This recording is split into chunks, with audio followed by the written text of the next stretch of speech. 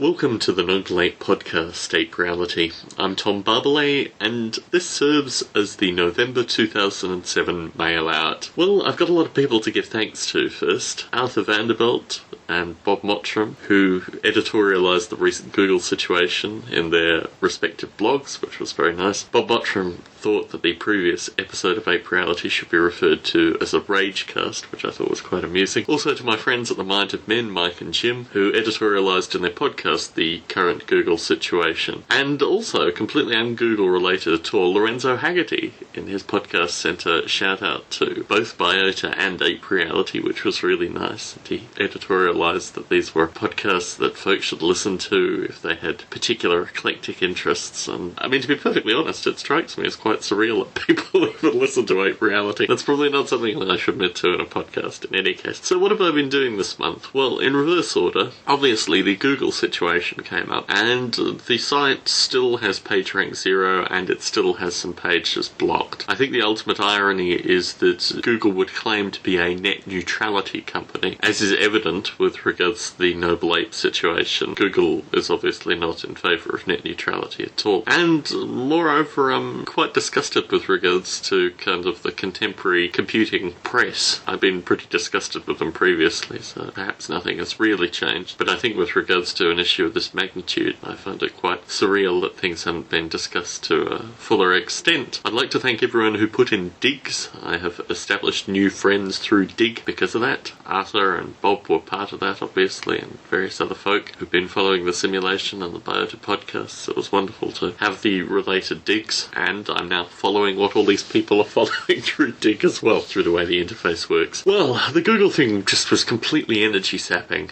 and quite demoralising. However, I'm speaking to you on the last day of the week off, and this was a time of writing, extended periods of writing, on the second book project. The history of the first book project was a bit checkered in some regard, because ultimately the agents kind of petered out, and I began to realise from the agent feedback that what I needed to do was write something that was slightly more topical and probably ticked a number of the boxes associated with self-help and popular science and all this kind of stuff that artificial life could be moved into if one thought about it sufficiently dynamically. And this came to a head last Saturday when I was walking through a bookstore. It's a popular science shelf, which per Biota and Ape Realities, you're probably well aware that I survey as an interest of what is actually making it to the science shelves at any given time. And I saw Ray Kurzweil's most recent book, and it struck me. And it struck me also looking at the Singularity Conference on Artificial Intelligence's proceedings, which have now been put online, that this is a movement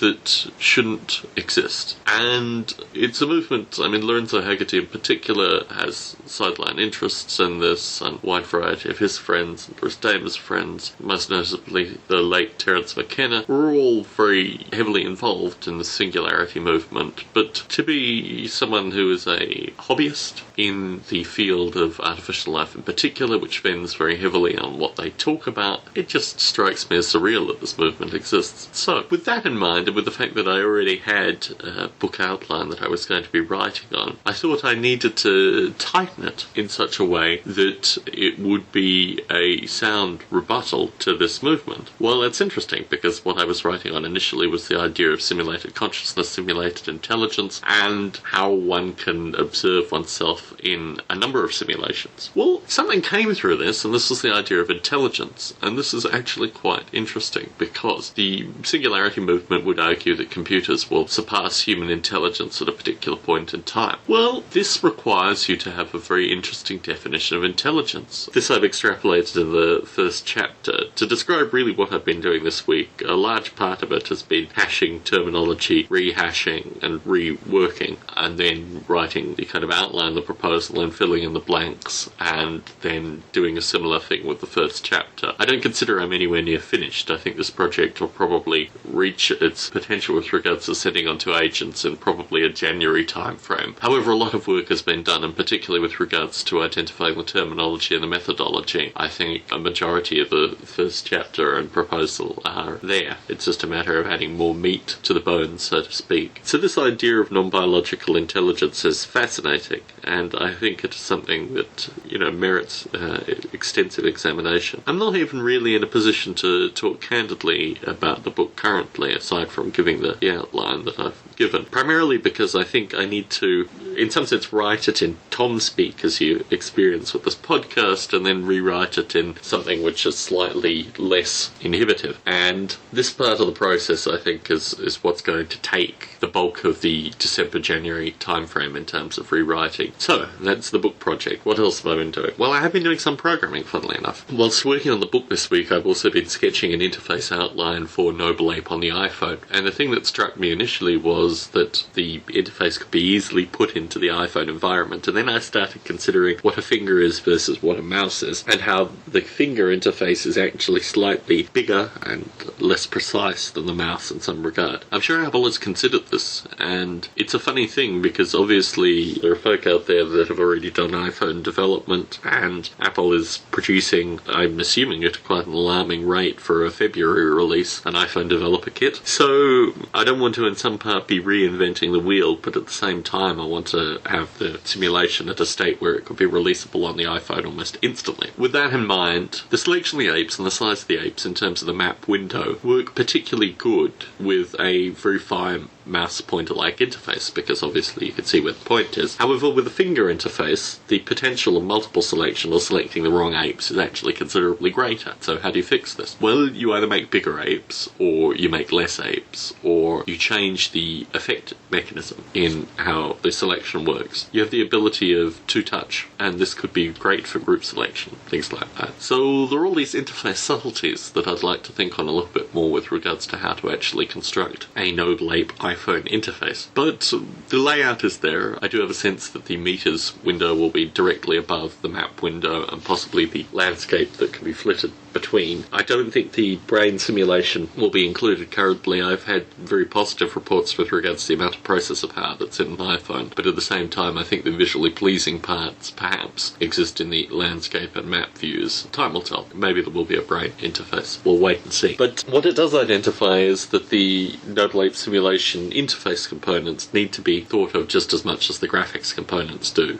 and the underlying simulation and all these kind of things. So that in and of itself is a fascinating process. I also talked a little bit about the need for a library version of the Noble Ape simulation a couple of podcasts ago. And this is a project which I started work on initially prior to the Google nonsense erupting. I think it's something that I'll need to explore in a probably February-March time frame. Apple tends to get back in contact somewhere between January through to March with regards to the WWDC code. In fact, typically what happens is they'll make contact in January and the code will be needed by April. So that tends to be the kind of time frame that I operate in with regards to that kind of development. I need to learn Objective-C. Part of the plan with regards to this week was that I was going to spend some time to learn Objective-C. However, the writing has been pretty consuming. I think that's been the primary objective with regards to this week, is actually getting all the writing done, or at least as much of the writing as possible. So I'm not particularly fussed with regards to that. I'd like to have a combination of learning material and example code to play with regards to Objective-C, and that's relatively available as well. So I'm not particularly concerned with regards to my lack of knowledge of Objective-C, bar the fact that I have a month to learn it before the end of the year, and then hopefully I will be utilising it early next year in order to create a proper library interface which the simulation can utilise thoroughly. That has been basically the month with regards to the Noble Ape development. I wish there was a way to minimise things like the Google nonsense. As it is currently, the Noble Ape site is still damaged by the Google situation. I've heard that perhaps I should wait for the page rank to kick back up, but my feeling is that if the removal of pages and the lowering of the page rank were artificial, there will be no natural solution that will rectify it. It needs to be an artificial solution similar to the return of pages to the Google search engine, which came through multiple filings. I think the situation currently is just ridiculous, and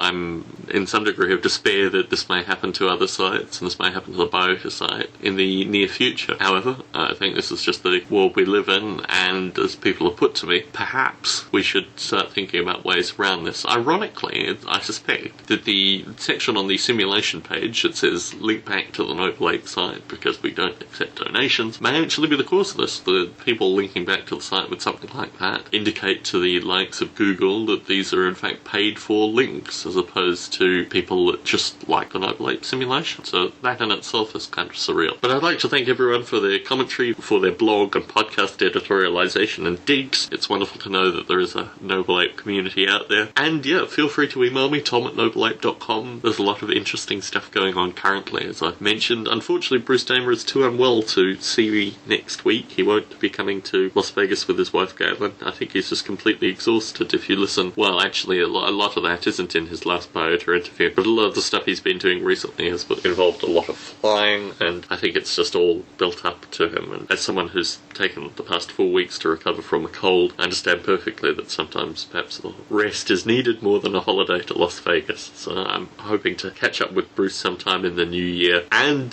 the related, what was originally called the Hogologs, and then the Janalogs, and then various other names associated with the get-together at Bruce's pig farm and long leisurely chats, has been postponed as well. So I'm not sure when that's going to be, but it'll be sometime next year, which I think a number of parties are looking forward to. Thank you very much for tuning into this podcast. Look forward to you tuning into the next podcast.